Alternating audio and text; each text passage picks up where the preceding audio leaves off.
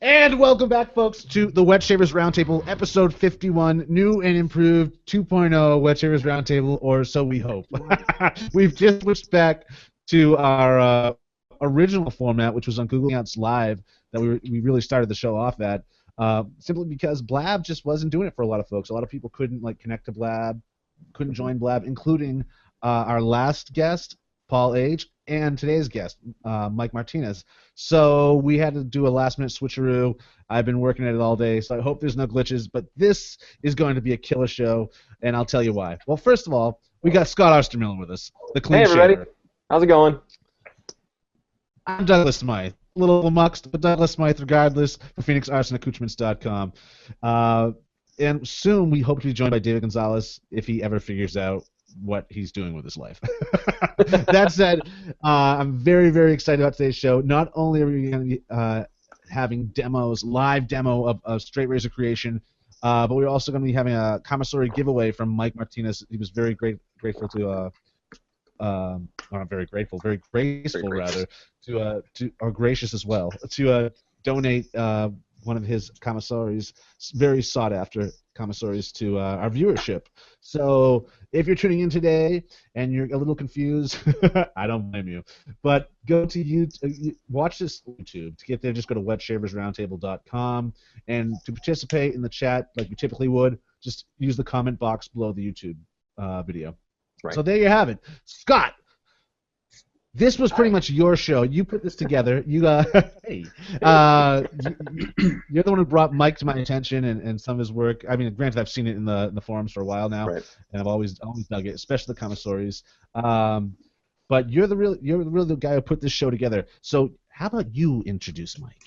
Hey, my pleasure. All right, so everybody, you can kind of see the straight razors that are here on the desk, or the workbench here, and Mike Martinez has been present in our forums for a while, doing straight razors, and he does not only custom straight razors, but he also does some straight razor restoration, honing, that kind of stuff. You might know him from his contribution to the fundraiser for Christopher Peace, and his son Mike made the Peacemaker straight razor that took off Wesley Allen Redbeard's beard, and then and it's gone around in a few pass arounds and stuff. And I got to shave with it. It was a fantastic razor. I mean, the thing was a beast. It was like a 7/8 wedge, and it was huge. But I loved it. I loved shaving with it. And so when we were last week, we were discussing, we need to let's get some new faces on the roundtable in the coming weeks. And I thought, let's do Mike. Because he kind of plays in the shadows, as you can tell right now. We can't see his face. He just wants to show his hands to us. So I wanted to get Mike on here and see if he could show us a few things about what he does with straight razors that maybe some other people don't, and give us some edumacation about them straight razors. So, Mike, I'll turn it over to you to introduce yourself a little further. Thank you for the introduction, Scott. You've covered my name, of course, Mike.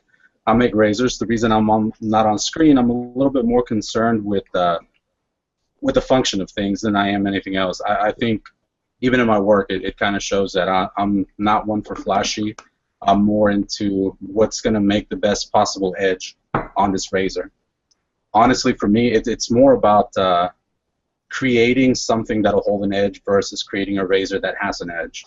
I'm kind of obsessed with finding that perfect shave, just like you guys are, except my madness led me into making blades. A couple of tens of thousands of dollars into the whole process here, I finally figured out what I'm doing to some degree. You mentioned earlier the commissary that I'm giving away, and this will be that. Awesome. Very nice. That thing looks wicked. Yeah. Post-heat treat, and it's made out of W2, the same steel that Wesley's knife, or Wesley's razor, is made out of on that Peacemaker shave. I love the balance on that. I mean, you were just hanging it on your finger there with the fulcrum, and it was like exactly perfectly. That's amazing. Look at that. Well, Quality craftsmanship. You'll notice on the back it's not tapered. The majority of the time on my razors, if I'm going to wrap the handle, I'll taper it part of the tapering, what it does is it allows you to create a form of balance. As you see, these tails here are tapered. It makes the razor a little bit lighter toward the rear of the razor, which allows for a little better balance, especially on those full hollows and whatnot. Okay, well, let's get into this. The razor that you guys see on screen is one of my production razors, and here are the different phases that it goes through in the process of creation. Mike, can I just interrupt you for 1 second? Go ahead. Can we just hear a little bit more about you first before we hop right into this? Like, how did you start? All right. I was in the military for a couple of years, and after a few deployments to Iraq, the civilian world didn't really click with me. So I decided to. By the way. Never know what to say to that, but you're welcome. Once I got out, civilian life was a little odd, and I enjoyed my time alone a lot more than around people. So I started messing around with kitchen knives and hunting knives and whatnot. While I was deployed in '05, one of my battle buddies, Aaron Urquhart, he had shaved with a straight razor once, and I just caught a glimpse of it and decided to ask him a couple of questions. And I believe he pointed me over to SRP, and I just caught the bug from that point on. I saw a couple of customs that I liked, and $700-800 price tags. It seems a little easier to make your own long before you realize that it probably takes about $8,000 worth of equipment to get started. So honestly, I think I should have just bought that custom right off. But for the last 4 years, I've really delved into the study of steel metallurgy. I've become quite intimate with the knowledge of what it takes to make a good edge, regardless of razor or knife. I think a lot of us, when we first start, we miss that. We want to just make something that looks like a razor, and of course most of them do, but few perform the way they should. All right. So where was I? Yeah. So I got into razor making, and it's just for the last 4 years I've really focused mainly on the steel, learning what it does under certain heats and what it takes to refine the edge. A lot of the razors that you guys have problems with the edge being too chippy or rolling over, it's usually attributed to a poor heat treat. And the best thing about being able to do these by hand is I get to choose what it is that happens to the steel. I have a little bit more control than any of the larger companies, since they do everything in batches. Of a couple of hundred to a couple of thousand, I do everything in batches of 5. So you can tell, it makes it a lot easier. So that in a nutshell is me. Military service, was a medic, enjoyed it, got out. The only thing that seemed to quiet my thoughts was razor making, and ended up here. So is David going to be all right? We've been asking that question since day one, baby. All right. Well, what you see before you is the different phases that razors go through. Generally, they start off as a bar of steel that looks, something like this. From that point, they're cut either through water jet, laser, or by hand to this shape, which, as you can tell, isn't much of a razor. From that progression, you take it into the oven, and you do what's called an anneal. When you anneal the steel, it makes it softer. The steel, the structure changes. All the carbon is held up in spheres throughout the matrix of the steel. From that point, it's easier to grind. So, I scribe a center line, grind it. It looks kind of rough. It's a bit it's a bit non-symmetrical. Tripping over my words here. And from this point, I go to heat treat. Some people do it a little differently. I do what's called thermal cycling, which basically what it does is it takes all the carbon that's in the steel is about 98% annealed. So that means there's only 2% available for really forming an edge, which isn't worth much. So at this point, I have to take it to normalize at about 1600, which allows everything to then come into solution. Once it's in solution, then you cool it down, and it keeps more of the carbon into the steel, which allows for a better edge. Some guys they do a 6-leg thermal cycle, some a 3, some a 5, some a 4. It really depends on what you're after. Depending on what you do to the steel, it performs differently. The more you refine it, of course, the more acute of an edge is going to be able to hold. So from this point, we heat treat, and this is what happens after the heat treat. Of course, I've marked it heat treat so I don't confuse it later down the road. But after this point, I'm not sure if you can see how thin that edge is, but it's about half the thickness of a dime. And at this point, the steel is heat treated. If I drop it, this will pretty much break like any razor out there. It's left at about 63 HRC. When I come out of the quench with 52100 or W2, I'm coming out at 66 to 67, which is extremely hard, and most people wouldn't be able to put an edge on it correctly, so I dial it back down to anywhere from 61 to 63, depending on the blade itself. The thicker the blade, generally the harder I leave it. Less risk of having a rollover edge or a chip or any of that. From this point here, the steel can't get past whatever your temper was. So if I tempered the steel at 350, I can't take the temperature of the steel over 350 because it'll form new structures and it'll make the steel softer. So generally, when I grind, it's done very slowly, and it's done using ceramic belts with a lubricant on the belt to keep everything nice and cool. Generally, when I come off the higher grip belts, the lower grip belts, this is a 220 finish, which is still done with a ceramic belt. From this point, it really wouldn't take much, but I still go a little bit further. Mm-hmm. I go into the 836 or 830 belt from Gator, which is a really nice belt. It leaves about a 500 grit finish. As you can see, it would pass almost for a finished razor if it wasn't for a couple of marks on it. But I like to take them a little bit farther when it's when it's more of a custom piece. And this is usually my progress. I like to get my vise, I put in a spare piece of wood, tape it over, and I don't know if you guys have ever tried to clamp down a razor, but it's near impossible to clamp it down. You always end up with a high spot or a low spot, and those become dangerous.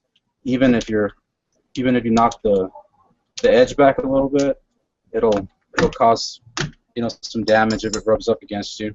So generally, what I do is what you're seeing here. I'll take some high temp hot glue and put my blade there, let it cool down a little bit, and like most things in life, a little bit of lubrication goes a long way. So I like to use WD-40. I buy that stuff by the gallon, so it comes in handy in here. Generally, when I'm coming off of a 500 grit, there are still scratches in there that you don't see right away, and it'll be scratches from probably about 320 on out. So when I come out here, I'll hit it with the 320 again, and depending on who you are, I guess this really changes on how you do things. Early on, from Nick Wheeler, he's one of the best knife makers out there. I learned that it's easier to keep some sort of pattern. So when you come off the grinder, all your scratches run perpendicular to the spine of the blade. So from this point, whenever you start sanding in this direction, it'll highlight whatever's left from the previous grit in the direction opposite to it. So from this point, let me go back one step here. Generally, if this is about a quarter hollow, if I was doing anything greater than a quarter hollow, I would first wrap the sandpaper around a truly flat piece of steel or wood, whatever you have handy, and I would by hand flatten out the hollowed portion closest to the edge to make sure that you don't have any type of bell hollow or anything undesirable like that. And I say it's undesirable because if you do have it, more likely than not it was accidental, and it'll create issues when you try to set your bevel. It'll give you an uneven bevel. A lot of the times, if you guys see a bevel that's not even, it's because the edge wasn't ground correctly. It isn't all the same thickness throughout, and like you guys know, it causes 1,000,001 issues. If I was using on my wider blades, like anything over an 8/8, I use a small little hand jig to fit into the hollow and grind out by hand whatever's left. At this point, I like to be within 2/1000ths of an inch from final edge thickness to facilitate the finish, and also, just to make sure it's nice, flat, and even. So, after you apply a little bit of lubrication and get started, you use light pressure. You don't want to use too much pressure either, because if you're newer at this and you haven't developed the muscle memory for it, what will happen is you'll actually start digging into the steel, and you'll cause divots and a lot of unnecessary wear. As you can see, the progression is going to be quite fast. Since I came off the grinder at 500 grit, it's not going to take much to finish this guy out. And I'm not sure if you guys are able to see it, but on my end, I can already see a small valley here, which was hidden by the belt finish, which a lot of the times, if you guys see a knife or a razor with a belt finish, 9 times out of 10 it's hide cosmetic damage, or the 1 out of 10 it'll be because someone requested it. But with the right belt, it becomes fairly easy to hide any poor grinds, especially using like 3M belts, the Scotch-Brite belts. They're almost made for that. They leave a fantastic finish, and your blade will look like it's done, but you'll actually have poor grinds on it that are nicely hidden away. You guys can see this goes pretty quickly.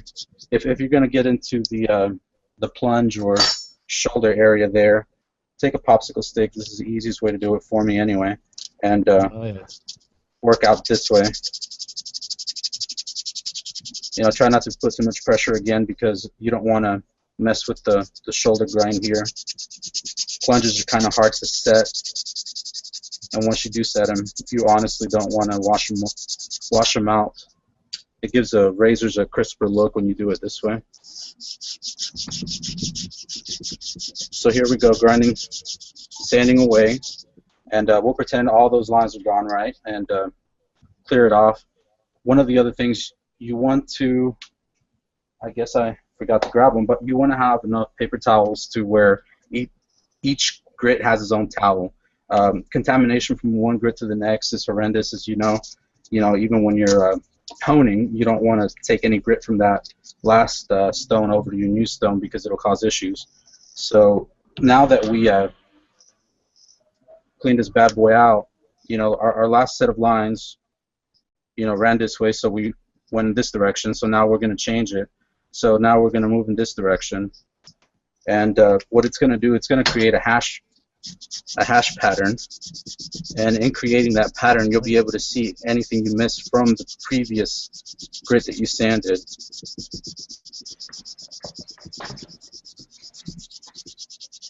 A lot of you guys that chase a mirror finish, this is the only way to truly get scratch-free mirror finish. A lot of what I see past as mirror finish has basically just been burned on a buffer, and I try not to use buffers at all, because it's real easy to go over the temper. There's a paper done by Kevin Cashin, who's very respected by all the knife world as a metallurgist. He wrote this paper on the overheating of an edge, and it happens in a fraction of a second, and you can actually blow the temper on a razor without even noticing it. By the time your hand feels how hot it is, you're at about 113 degrees. That's about the last temperature your fingers will feel before everything just feels the same temp. But at about 113 degrees, it feels hot to you, the thin section of the blade has already blown a temper. So I generally stay away from buffers just for that mere fact. That and if you ever have a razor thrown at you at 3,600 RPM, it kind of changes your perspective on things a bit. I'm sure. I wonder now, would that affect a DE razor as well, using a buffer? Like, say, top or bottom caps, going for a mirror finish? You know, if it's a non-crucial component, like I could buff out the tang on it without issue. I really wouldn't have to worry. My biggest worry is what happens to about 1/8 of an inch of the steel from the edge down. Okay. I just have a top cap that's kind of funky, and I was like, I didn't know what happened, and I was wondering if that's how it happened, because it is a mirror finish. Yeah, no, on that mirror finish, it should be fine.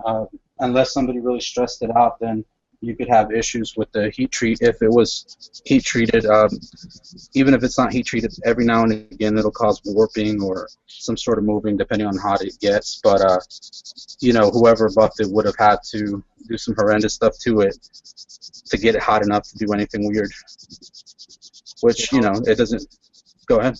I was gonna say, you know, some people wonder why custom straight razors are so expensive. This is why. Right. Yeah. There is exactly so much work that goes into it. It is just absolutely. Yeah, and you guys.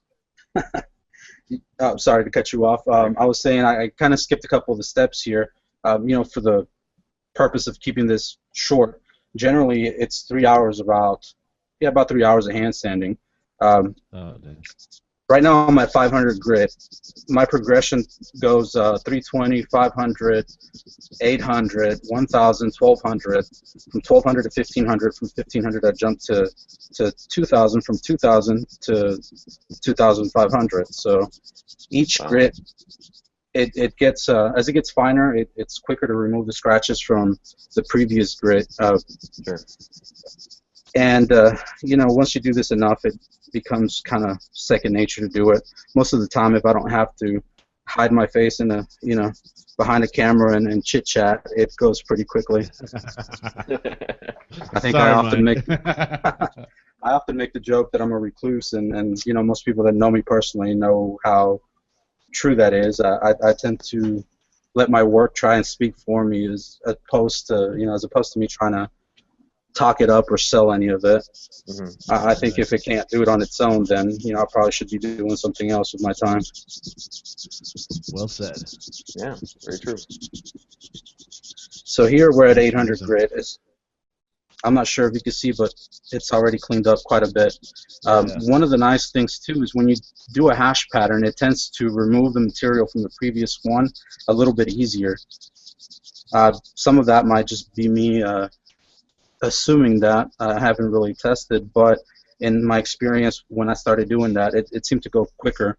I think the biggest part of that is because you're not wasting time looking for scratches. You can see them automatically. Right now, I'm at about a clean 500, a little bit more polishing. I'd be at a clean 800. But from here, I'm going to move on to another step. And typically, what I like to do, like I said, the whole razor was at about 500 grit when I came off the grinder.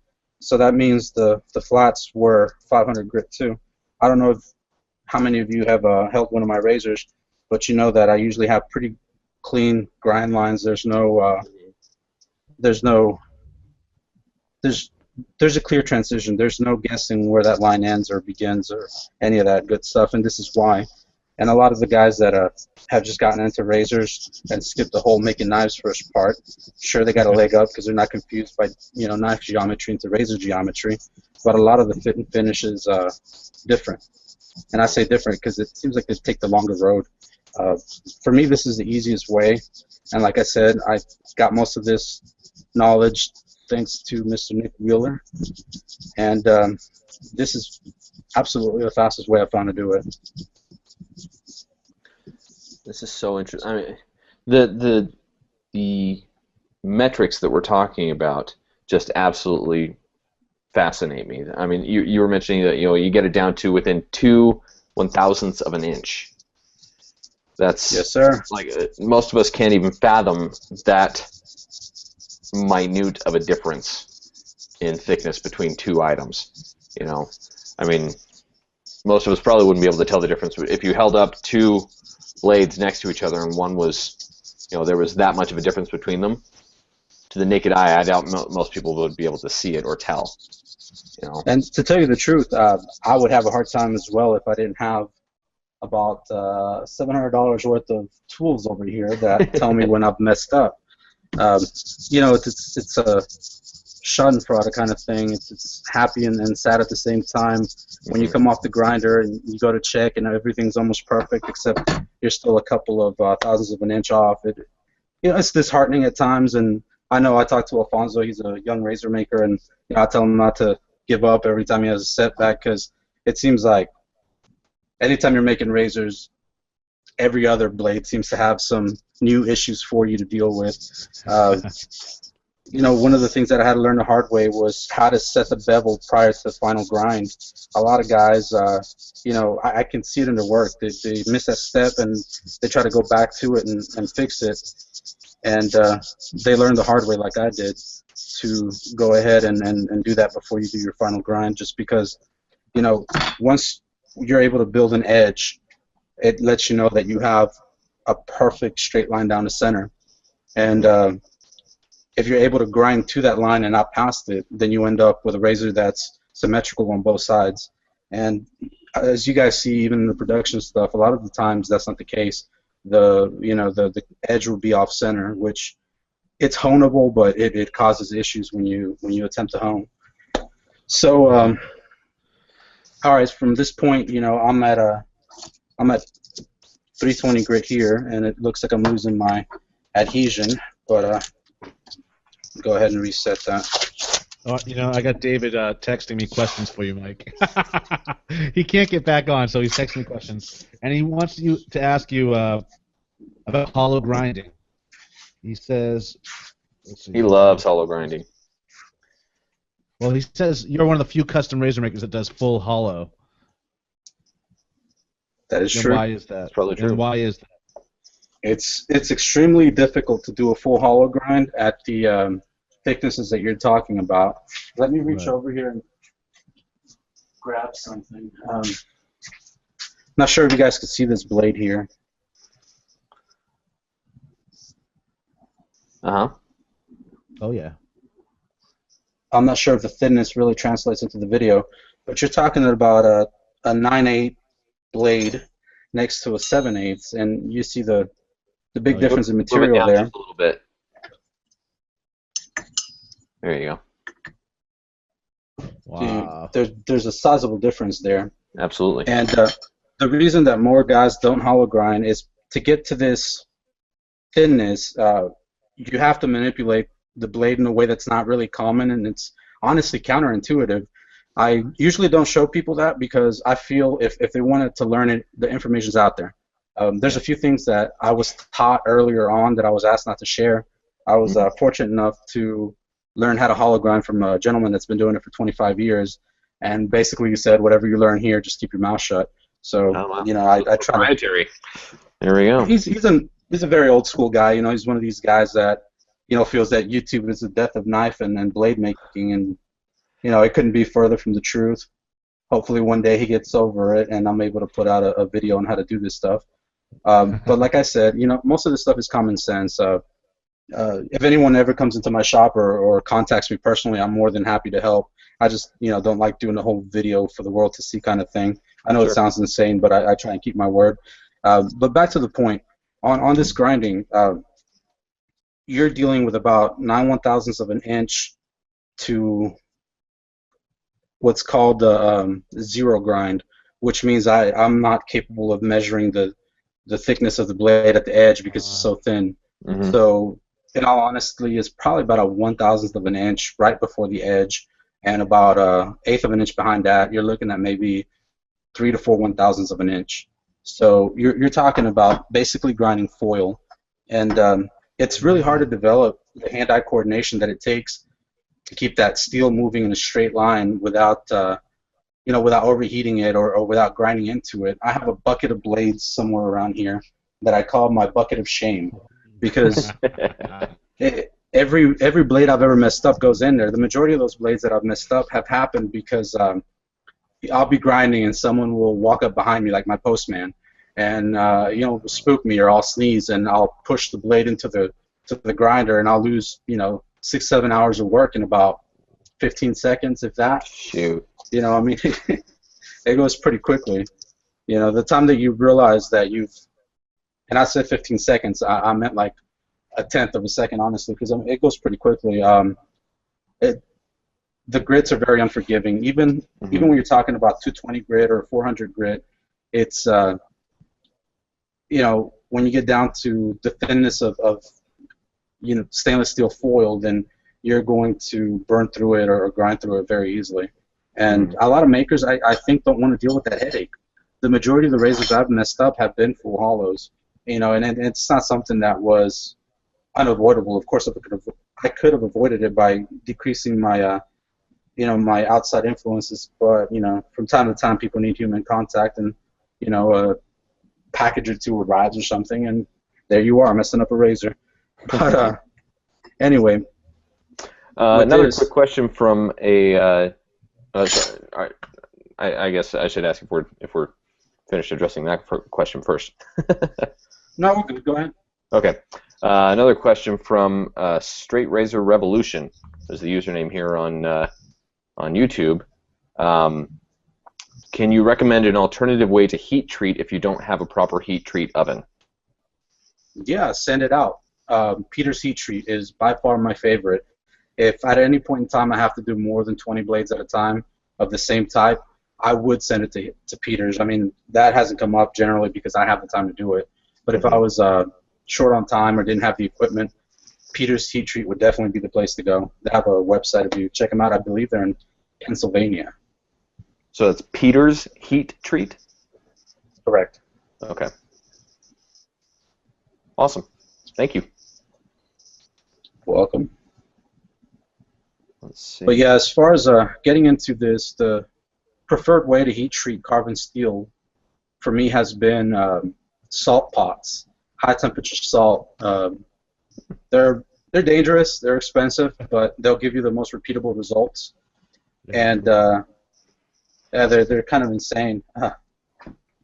The second way would be to buy an oven. Generally, an oven will run you about $1,800 for a nice Paragon, or about $1,200 for an even heat.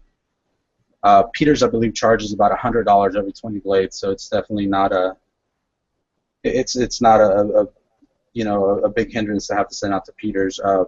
The only thing that I do like about having control of my own heat treat is that I'm able to manipulate temperatures to yield me the best result possible. I'm sure a couple of the guys that are on here have shaved with my razors, and they've noticed that my edges tend to stay sharp a little bit longer, and they tend to take on a finer edge. And a lot of that has to do thanks to Kevin Cashin, who helped me perfect my heat treat recipe for 52100 and W2.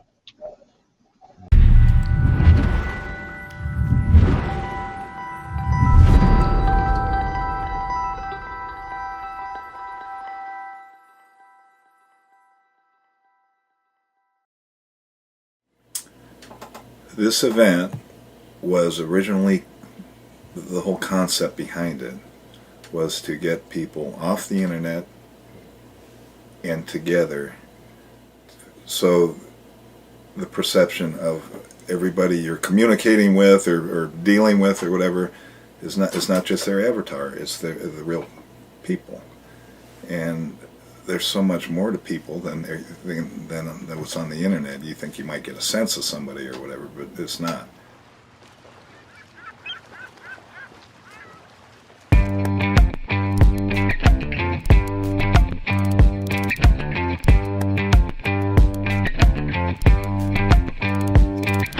Touring to the Union, where I shoveled through the archives just to fumble in their books. The need all the men who've gone before. Yeah, I found that silence, the kind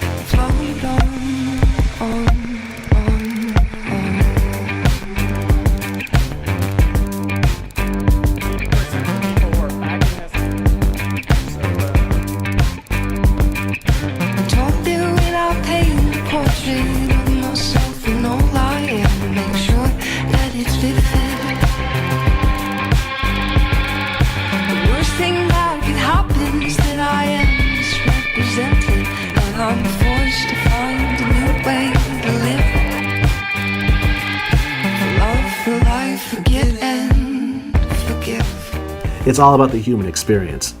As with anything else, with any other niche out there, we're all human beings and we all have a story to tell, and it's just, this is one thing that we rally around, but it's so human. Take the dust of earth and the heart combine. Drain the time, retain the time. They do never drew the day and float on. I'm Damon, owner of Old Town Shaving, and welcome to the Big Shave West 2.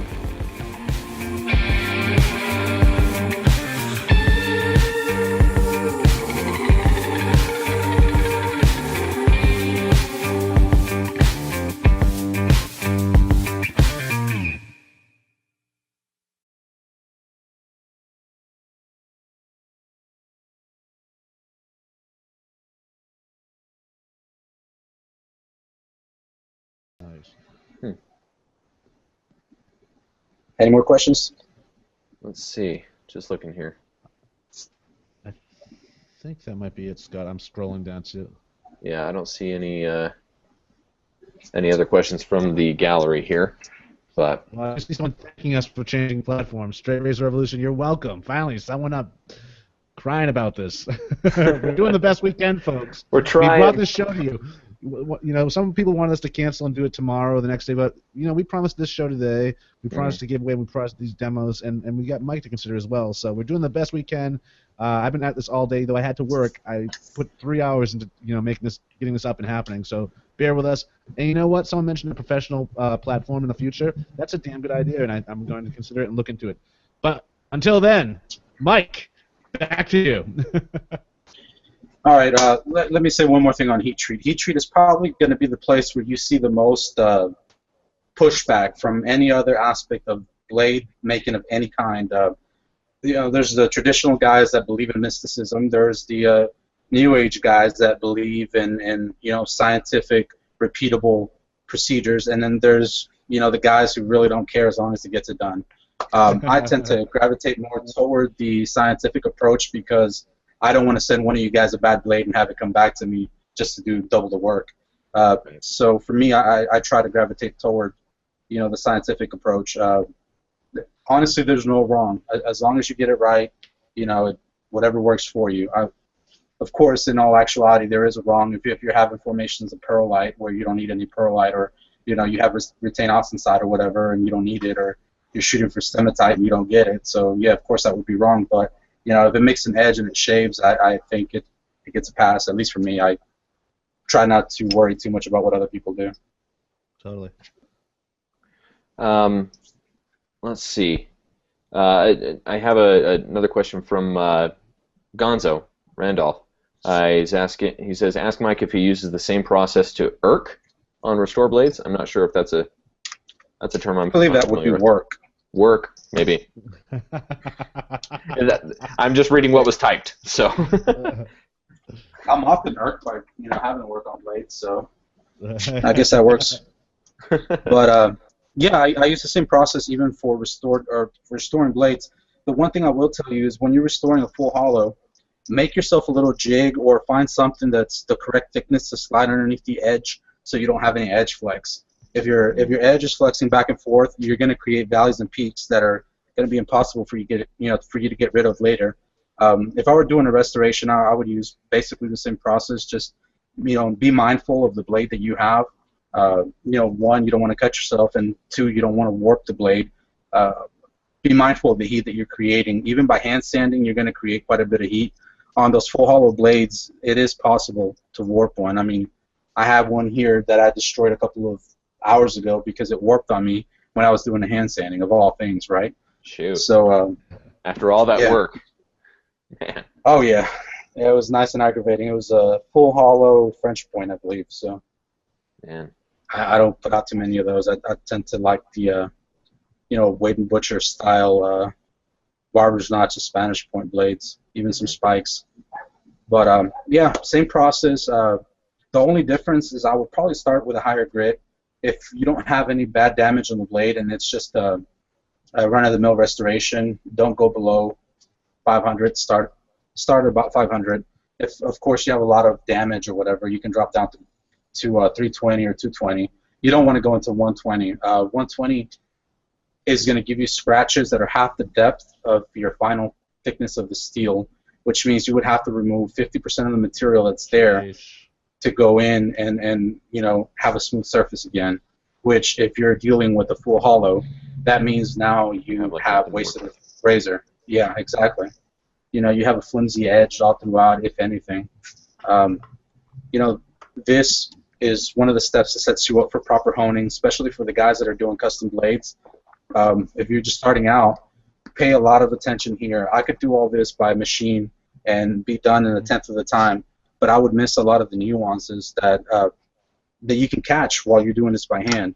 So, when you're doing this, like I said, be mindful of any little scratches that you have there. Deep scratches can create stress points that can lead to fractures later. That's another thing, too, when these guys are heat treating their blades. You have to go up to at least 220. If not, you're going to create a stress point that'll not be evident right away, but will later on down the line when you're, 10, 20 years later, one of your blades is being sharpened, and all of a sudden it cracks. A lot of the time, that's just stress that wasn't properly relieved. Right. Mike. I'm sorry, Sorry. Mike. Gonzo's just saying thank you. I have a question from Jason Rudman, and he's asking if you prefer to shave with your own blades, or do you prefer vintages, or do you just mix it up? I'm going to go ahead and say I'm either a touch vain and a touch lazy, or just a little not too concerned with what is in front of me at the time. Most of the time I shave with one of my blades, and that's mostly because I spot check almost everything I do. Exactly. I have to see how it shaves. I can't just send something out. So if I do a batch of 5, I actually keep one, which, as you guys can see, I actually have a hodgepodge of blades here that are almost finished. And the reason for that is because they've been left over from batches that I've done. Oddly enough, I remember each one of them and when I did the batch. I have notes around here somewhere as well. But, the reason for that is I'll finish them out. I'll use them. I'll test them. I'll break them. About 1 in 20 blades I like to break just to check my grain structure. And I know that seems wasteful, and a lot of people would probably scoff at that. But, it's near OCD for me. And I know some of you guys that have bought a razor from me, I tend to either finish quickly and send you the razor a month ahead of time or take a month longer. And a lot of that has to do, if I'm not happy with the blade, I'm not going to send it out. I did a custom for Vance Sickler. He's a fellow in the Air Force. And I made that blade 3 times. The first time, I wasn't happy with the weight distribution. The second time, I just, there was something off about it. I couldn't put my finger on it, didn't like it. So I destroyed those 2 blades and made a 3rd blade, which luckily it turned out well. But yeah, for me, if it doesn't feel right, it's not going to go out the shop. You may get an ugly blade from me every once in a while, but it will perform. Performance for me is key. If it doesn't perform, it's not leaving. I know a couple of the guys that just bought commies from me were kind of the thought that it was too sharp of a blade or too sharp of an edge, and it was a little, for one of them, was a little uncomfortable. That whole notion of too sharp, I can see the point, but to me, I almost felt like it was a compliment of sorts, just because I was able to take this edge to 0.010 micron, and it held that edge, and it felt the difference in that edge. So, yeah, I believe Richie Peralta, I sent him a blade too, and he was able to cut hair without even having to strop the blade. I don't strop my blades when they go out, and I know this seems ridiculous, and a lot of guys, more established guys, are going to think I'm crazy, but, I'm good with that. So I don't like stropping the blades, because when you strop the blade, you kind of, I'll strop the blades, yeah, I'll do it on loaded strop or whatever as part of my grip progression, fine, but I don't strop on leather, because I feel that depending on how you strop, you're going to roll the edge a little bit more than I would, or a little less than I would. So you're actually going to change the edge geometry a tad bit when you strop, and it happens at a microscopic level, I guess, because it's not perceptible. If you just look at it, it looks the same. But when you shave with it, it makes a difference. Like the gentleman I was talking about that thought the commissary was too sharp, I told him just go ahead and strop it on leather. Do it on the flesh side. It'll knock the edge back down a little bit, and it usually does. Just depending on what you use, it changes the edge just a touch. Mm-hmm. Totally. I know a lot of guys, I don't know, they probably disagree with me because, there's a lot of dogma in straight razors, and for me, I figure if it works, it works. There's no need to talk about it at length. If it's doing the job, it's doing the job. Right. But anyhow. Man. Well, if I can interject, two things really quick. First, Go ahead. so I have put together a quick Google form for people that are watching right now. I'll put the link in the comments on the YouTube page here, and you can click on that link and go over and enter your name for the drawing that we'll do at the end of the episode for the Kamasori, if that's okay. And then I have another question from Gonzo. He's big into straight razors, almost exclusively straight razors. He asked what your favorite size of blade and grind is to make, and then not only to make but to use. Let's see. My favorite grind to make has to be wedges. Wedges are super simple. I know you guys that have ordered from me, you know this. I'll charge you less for a wedge than I will anything else, just because it's quick. So wedges are definitely the easiest to make. They're the hardest to hone, of course.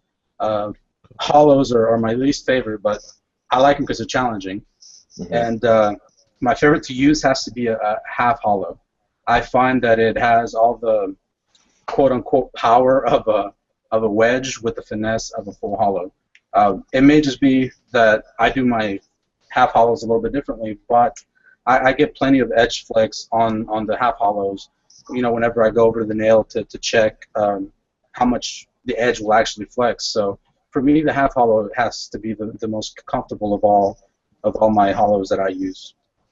See, that's really interesting to me because I personally am not like I go to wedges.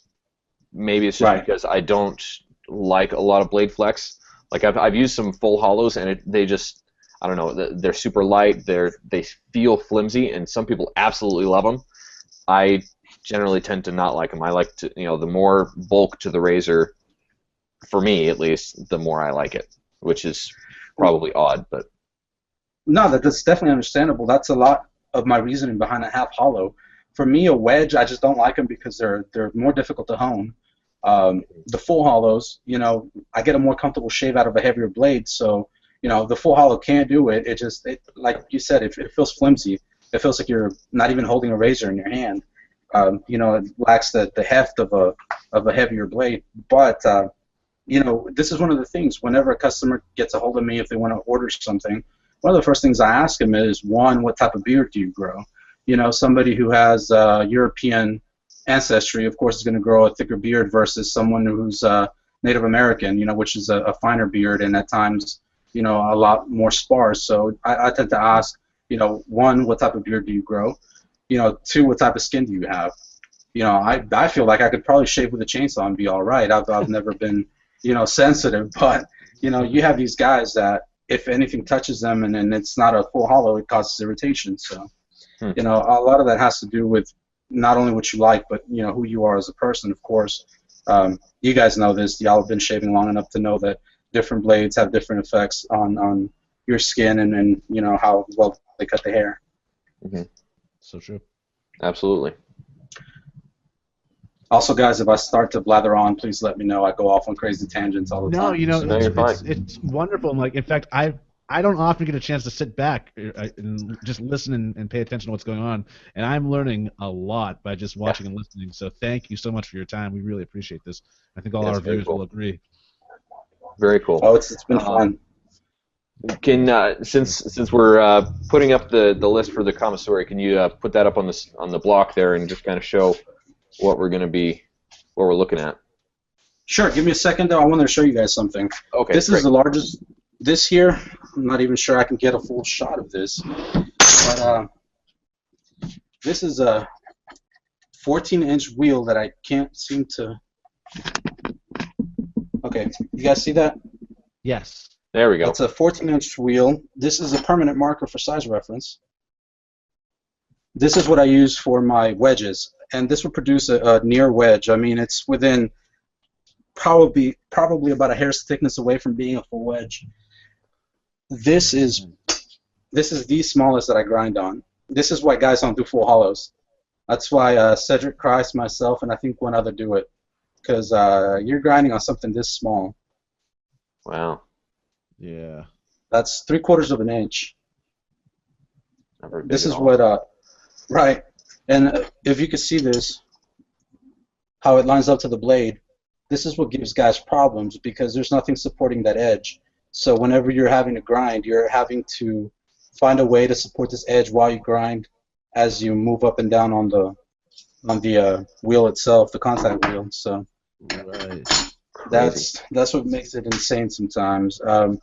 Kamasori, let's get that bad boy on here. See, I wish it wasn't going to be so freaking loud with the grinder, because I would love to see you actually go in and grind grind one of the blanks down from from the heat treated blank down to, or I'm probably even messing up the process in my mind, but from one of the blanks that you have, grinding it down to the half hollow or quarter hollow or whatever it might be, whatever state you put it in. I'd love to see that. It's just too loud for this presentation. Well, the grinder is extremely loud and messy. Generally, I tend not to have any electronics in here while I'm grinding. Yeah. The dust, the dispersion of it is a lot like, if you can imagine moisture, how it disperses and hangs in the air. Mm-hmm. Extremely fine dust past like 320 grit tends to do that. And it'll kill almost everything. I'm actually on my 4th phone this year because of dust. So makes a big difference. Hopefully this new Edge 6 will, what was it now, 7. I just ordered the 7. Hopefully that sucker will be dust-proof enough to keep this junk out. But tell you what I'll do, Scott. At a future date, if we could figure out how to play a video and talk through it like some of the other stuff I've seen, if we could find a platform, if you guys could find a platform, I would be more than happy to do a video on my GoPro and show you guys the process. Oh yeah, we could definitely do that. In fact, I edit each one of these shows after the fact, so I can take whatever footage you have and edit it into the final product too, post-production. All right, that'll work. I'll work on those videos. I know I have a couple. They're short videos, I would maybe love about that. 45 seconds a pop, so I could would definitely show love you that. I told Scott beforehand that if you wanted to do that, we could do that. But Scott. Yeah. Scott forgot to say something, didn't he? Sorry. It's okay. That's why you fired him earlier, right? Yeah, exactly. We'll talk about that after the show. Don't worry about it. I think I got fired too, so we're good. Yeah, you did. We're both fired. I was firing everybody by the time we get going. I'm sorry. Go on, Mike. This is great. Anyway, you asked to see the Kamasori, and this is the Kamasori here. As you can tell, it's at about a wedge grind, and the reason for that is I love options. Sometimes options get to be too much. It's hard to choose what you want, but in this case, I think it'll help people have a feel of what it's like to participate in having your own blade made. Sure. I know it seems a little exuberant, but it's a fun process. This is a 7/8 blade. I was going to go a little bit bigger, but the steel didn't allow for it, of course. So we're going to go with this, and whoever wins the blade is going to get to choose the final grind. So you'll have your choice of final grind and choice of finish on stones too. Apparently, I do that now. So you heard it here first, folks. There we go. All right, so in just a second here, we'll go and do the drawing. So you randomize that, Scott? Yeah, I'll take care of it. Okay. Hey, Scott, let me ask you something. How many viewers do you guys have right now? Right now, live we have 37. I think we topped out at about 50. No, we topped out at about 53. 53? Yep. But we have people that come and go as their schedule allows, and so. Yeah. I'll tell you what, guys. I have a couple of razors that are almost finished. Along with this drawing, 2 of your viewers who are watching, I will do half price on 2 of these razors. Wow. As a thank you for tuning in. So. Oh wow, that's it'll be great. these 2 blades here. This was actually the prototype. I made this sucker probably about 3 years ago. This was a prototype, and this was the stuff I had cut by a laser company out in Michigan. Wow. They kind of went a little too crazy with the jimping, but it's possible to knock it back or get rid of it altogether. Anyway, I figure it's time to let go of that one. I've been hanging on to that prototype for a while. But as thank you to you guys. I'll cut my prices in half and hopefully get a good shave out of them. Hey, awesome. Nice. All right, well, let's see. We have 16 responses. So let's say 3 more minutes, everybody. And if your name is not in there, then sorry. The link is on I commented on the YouTube feed with the link there. So if you can't find it, let's see. I'm just scrolling through here to see if there are any people that are... Yeah, there are a couple people looking for it. Scott, so how many people do we have on the list? Let's see. 16, although Ronnie Greer's on there twice, so 15. Nice try, Ronnie. Nice try, man. Did Brian Miner tune in? So, Brian folks, Miner? No, I don't see. Hit up that list, folks. Scott is placing it all around the comment boxes below our video. And we'll be doing that drawing very soon. Yep. This is great. Let's see. All right, so that commissary is going to be whatever grind they choose, you said, right? Anything from full hollow to a wedge. Wow. Hear that, guys? Generally, I wouldn't throw in a full hollow, but I got to challenge myself a little bit every now and again. Okay, cool. And after today's show, it sounds so cool. So you heard that, folks. Mike, and we appreciate this very much, Mike. You come on the show. This is great. A little peek behind the curtain, what the Wizard's up to. While we're waiting here, I have a question from JD. He says, best way to maintain an edge after honing? How often should you strop or re-hone? Well, I'm sure you guys are able to answer that one as well as I can, but once you start feeling a little bit of pulling, you may want to consider re-honing. I strop before and after use, and my reasoning for that is when you strop after use, you're kind of oiling up the very fine edge on the blade, making sure it's nice and dry. It really helps with keeping rust off of it. But anytime you strop, before you use and after you use is a pretty good rule of thumb for me, at least. As far as honing my blades, I'm not sure if you tuned in there, Tom, but Tom had one of my half hollows, and he got 25, 30 shaves out of it, and it's still cutting just fine. Wow. He sent it back, and I was able to strop it on .010 diamond, and the edge came back up like it never left. So generally with my razors, maybe about every 6 months, you would have to hit a stone. With vintage, when I was shaving with vintage razors, I was doing it maybe every 10 to 12 shaves. I was having to go back to a 16K just to, perk up the edge a little bit. Yeah. But again, all personal preference on what you like and what you're able to consider sharp. All right, and another question from another viewer, Tyler, or excuse me, Tyler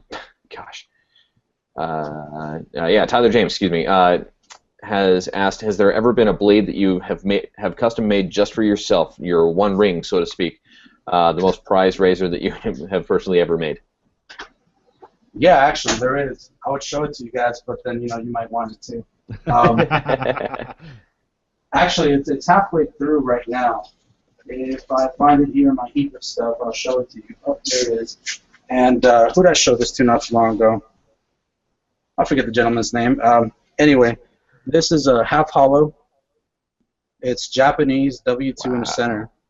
I'm sorry, Japanese Blue 2, which if you follow any of the Japanese cutlery, Blue number 2, Blue number 1, W1, W2, they're some of the best steel that you can get for forming an extremely fine edge.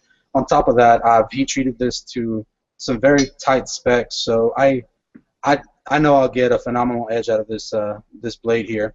Also, this is a sugamashi. I'm sure I'm butchering that term, but basically what it is, it's otter shell made out of Damascus with a core made out of solid steel. And the reason for that is I know you guys that love Damascus will probably try to burn me at the stake for this, but Damascus is not the best steel for razors. You're just always looks going to cool. have. It looks really cool, and you're always going to have inclusions. You're always going to have cold shuts. Mhm. You're always going to have one problem or another that could be eradicated by using a mono, single steel like anything made in the last 50 years is great. With that said, this combines the best of both worlds. It's Damascus on the outside, solid steel on the inside, and it has all the pretty features once you etch it. I'm not sure how detailed that is, but you can see some of the lines, especially on the tang. And I got to buy a higher resolution camera, but it almost looks like a wood grain to it, and up here it'll be more linear, but it makes a really pretty razor in the end. That's really cool. Right, and it gives you all the benefits of having a solid steel in the center with all the pretty, frou-frou outer decorum.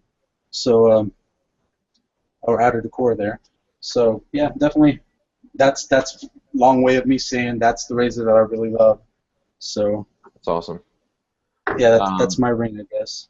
All right. Let's see. A couple other questions here. Where was it? Shoot, Steve, I lost your question here. Oh, on your commissary blades, do you make Western grind? I do both. Somebody's having Really fun. depends. Yeah, one of my neighbors has a brand new Chanel, I think. So, Nice. well, brand new to him anyway. He just rebuilt it, so he's loving that thing.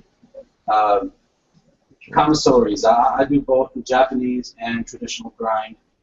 If you permit me a second, I will be able to grab one that's in Japanese style. Okay, so What's that? if you guys could see this, this would be the clamshell bevel, which you have your Okay, flat in yeah. front. Okay. No more there. I do both. I really prefer the Western grind, though. As much as I love Japanese culture and Japanese blades, they're just a pain in the butt to hone right.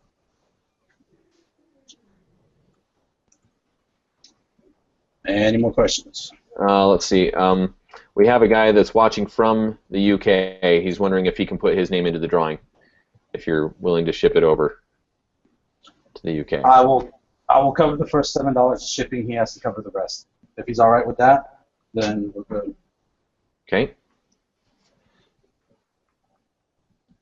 Let's see.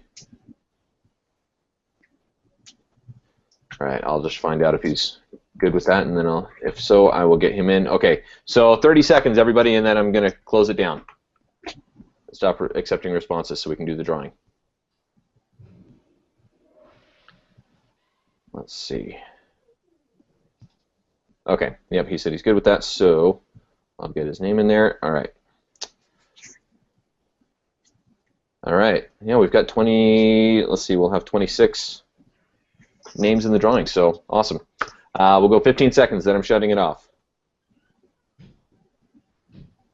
So, all right, let me just scroll through here and see if there are any. Another question was, have you ever seen a rolled edge from stropping, or is that a myth?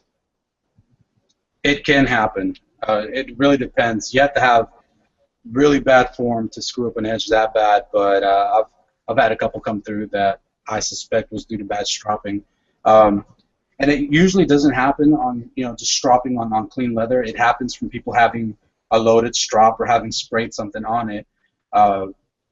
Even leather will remove an extremely small amount of material. Of course, leather is chock full of silica, and we know that silica cuts pretty well. So, if you went at it long enough, hard enough, and a bad enough angle, yeah, you could roll over an edge from stropping. Honestly, just holding a strop tight and going back and forth, 20, 30 times on each side, you're more likely not going to roll it over. If you do see any kind of rollover, again, it goes back to the heat treat. If you have a bad rollover on just plain leather, that means your leather your steel more likely than not was left below a 56 hardness. Anything below 60 is quite soft in terms of cutlery. anything below 58 is almost useless. They're extremely easy to hone, but then they don't hold an edge very long, which is one of the problems that you guys will see a lot with the stuff that you buy from Pakistan and India. A lot of these guys, you know, they'll throw $90 at a pretty razor and they'll get it and they'll never be able to hone it up. And, you know, a lot of that is due to them using poor materials to begin with and then turning around and, you know, using a poor heat treat. So just fair warning, you know, if you buy anything, your maker should be able to answer what type of steel he used and what type of heat treat. Those are things I would ask personally. I've noticed that coming from the custom knife world to the custom razor world, a lot of the stuff that I consider to be regular information that everybody needs to know, it's kind of obscure from razor makers. Not too long ago, I was talking to a guy who ordered a custom, and he's like, well, okay, well, you know, I want a full hollow, and, you know, it has to be a 9/8. I was like, okay, well, do you want 52-100, W2, 01, 02, 1095, 1084, or, you know, Japanese number or blue number 2? And he's like, wow, I've never been given a choice. And he's like, well, what are the advantages? You know, and so I went through the different lists of advantages and disadvantages from each steel. As you guys know, I prefer to work with either W2 52-100 or this vintage steel that I got from England a while ago. Those are about the three that I'm most comfortable working with because I know that they give a superior edge to anything. And I've used 1095, I've used 1084, and if it's a carbon steel suitable for razors, I spent a while trying it. Earlier, one of the gentlemen asked if I use my own blades.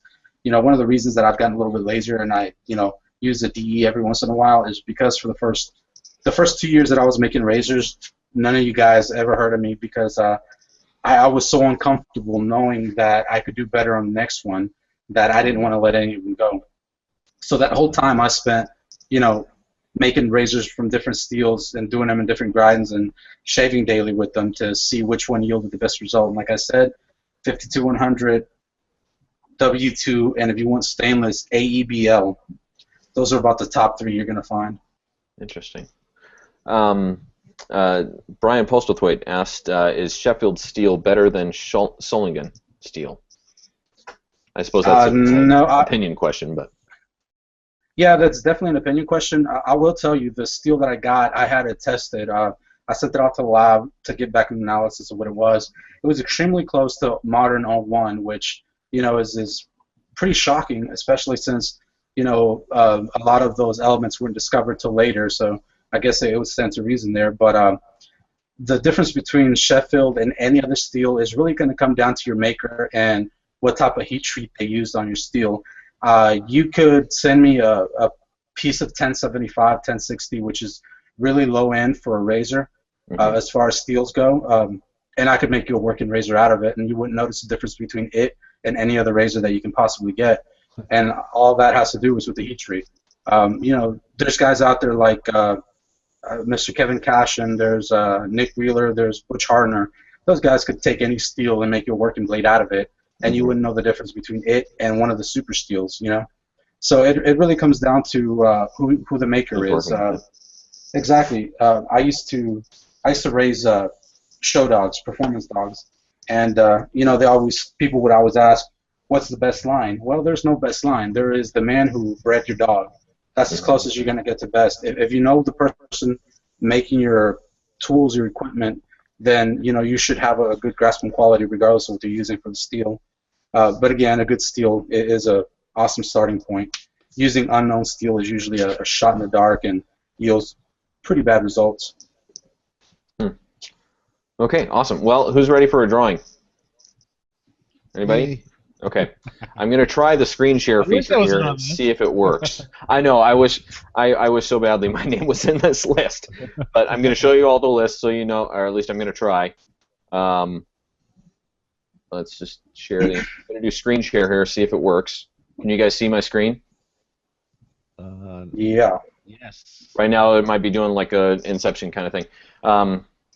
Okay, so I transferred all those names into a Google Doc. I have a spreadsheet here of all the entries. There are 20, it's going number 2 through 28 is what it's showing me.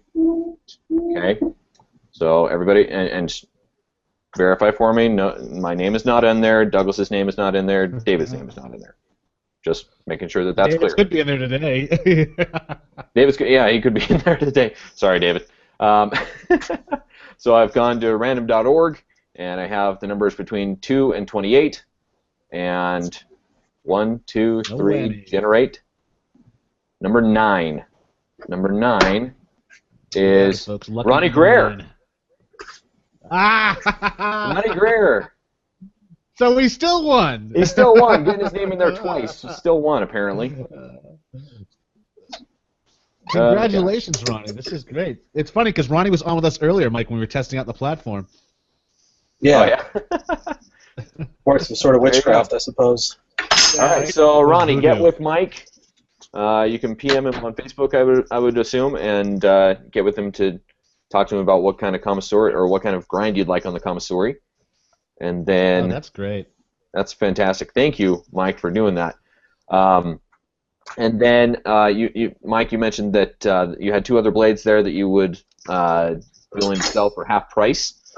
I'm yes, guessing sir. the first 2 people to reach out to you. Yep. If you would like to get one of those blades. That would be a half hollow. Okay. Those first 2 Both viewers blades to would be half contact hollow at the Mike. end. So reach out to Mike ASAP. And there'll be a Okay. Awesome. So we are winding down, folks.